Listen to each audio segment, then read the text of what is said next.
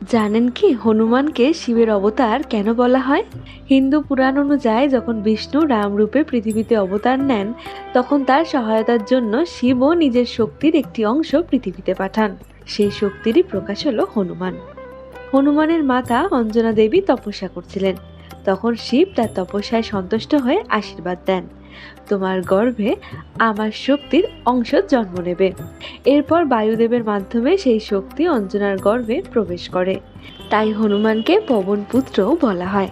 হনুমান আর শিবের মধ্যে অনেক গুণ দেখা যায়: অপরিসীম শক্তি, গভীর ধ্যান ও তপস্যা, ক্রোধের রুদ্ররূপ ধারণ, ভক্তির প্রতি সম্পূর্ণ আত্মসমর্পণ। শিব পুরাণ ও কিছু অন্যান্য গ্রন্থে উল্লেখ রয়েছে হনুমান হলে শিবের 11তম রুদ্র অবতারের একজন। এখানে সবচেয়ে গুরুত্বপূর্ণ বিষয় হলো শিব নিজেই রামের ভক্ত হতে চেয়েছিলেন, তাই হনুমান রূপে জন্ম নিয়ে তিনি ভক্তির আদর্শ স্থাপন করেন। অর্থাৎ ভগবান নিজেই দেখিয়েছিলেন ভক্তি কতটা মহান। এই উদাহরণই আমাদের শেখায় ভক্তি ঈশ্বরকেও আকর্ষণ করে।